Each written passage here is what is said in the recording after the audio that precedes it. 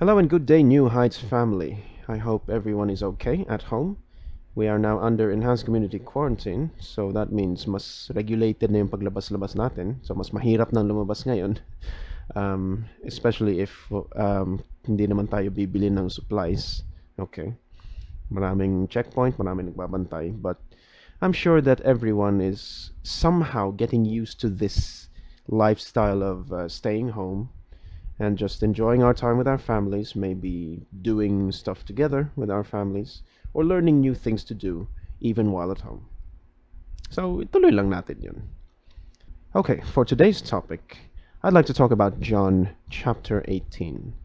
So, this would continue our study on the book of John, and we will continue to look at the life of Jesus Christ according to the Gospel of John.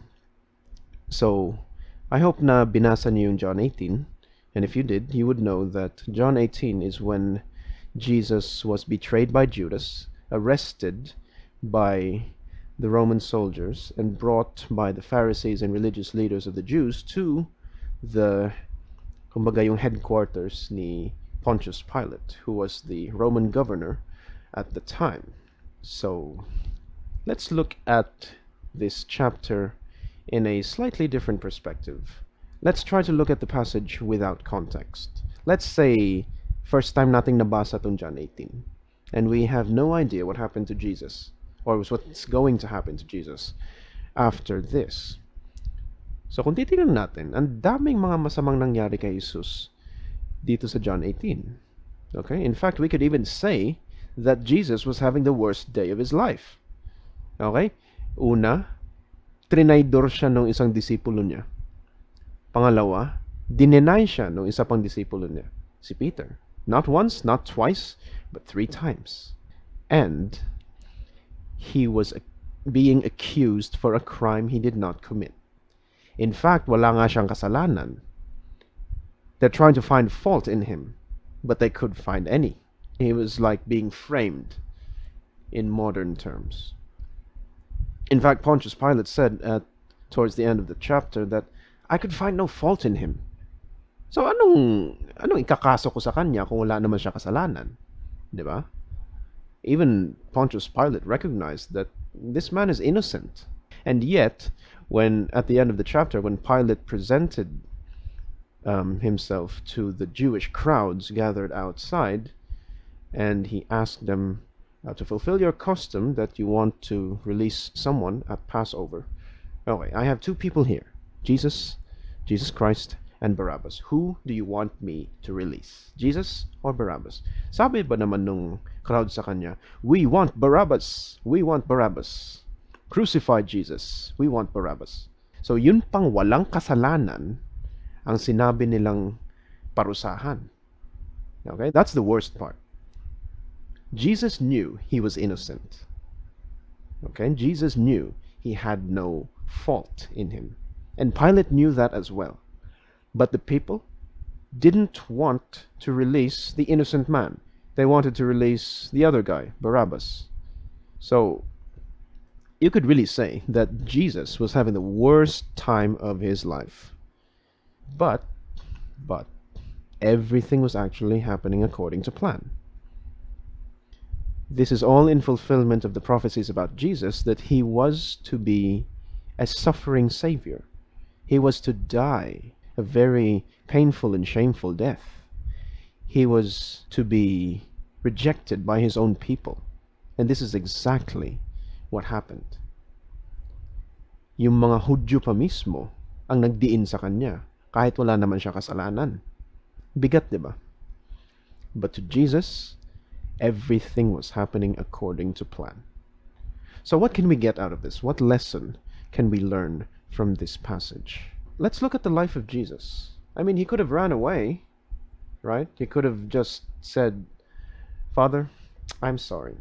Ayoko na. This is just too big for me. This is too much for me. I can't take this. I'm going home. He could have said that. He's God. He had the right to do that. But he didn't. Tinuloy niya yung plano. He allowed himself to be arrested. He allowed himself to be betrayed, to be presented into the highest ranking officer of the government at the time to be accused of a crime he didn't commit. Imagine that. The God of the universe who created us all, subjecting himself to that kind of treatment. Trinaydor siya, okay, and now he's being pressed for a crime he never even committed. You can just imagine how Jesus must have felt at the time. But still, we see that he submitted to his Father's will. Why? Because he knows exactly what is going to happen. And he knows that he is exactly at the right point at the right time. And he is fulfilling his Father's will. Yun ang character ni Jesus dito.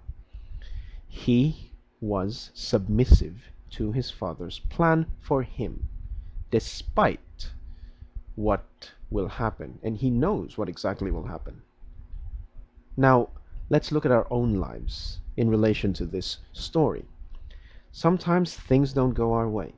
Sometimes there are circumstances that, yung para bang nasisira ang plano natin. Like COVID-19. Ang COVID-19 nakasira sa plano ng napakaraming tao. Okay? We might have had plans to go on vacation in another country. But then, pumutok yung COVID. Lahat ng flights na-cancel. So wala, bakasyon, gone. Okay? Some of us might also want to maybe get together with our families in another location outside Davao City. Pero yun nga, pumutok ang COVID. Biglang bawal ng lumabas ng Davao City. So, sira ulit yung plano na yun. And not just that, a lot of businesses had to close down. Schools had to delay their opening of classes and suspend the last few days of classes when these lockdowns started. So maraming plano ang nasira dahil sa virus na to. Does that mean that God has abandoned us? Of course not. When the going gets tough, we shouldn't feel that God has abandoned us. In fact, the more we should trust that God has the best plan in store for us despite the circumstances. Hindi ko naman sinasabi na kagustuhan ng Panginoon na mag-suffer tayo lahat ng ganito at hanggang doon na lang. Oh no. There is something greater to this than just suffering and being stuck at home. Okay? We might not know what it is yet, but we trust that our Father in heaven has a great plan and He has something good in store for us in the future. Just like Jesus, why did he submit himself to that kind of torture? Because he knows what the Father has planned for him. So I hope that in this time of COVID-19, in this time of quarantine and crisis, we always have this mindset of God's sovereignty. He's in control of the situation, and He still has a very good plan for us at the end of this. So wag tayo mawawala ng pag-asa. We cling to the hope that God knows best.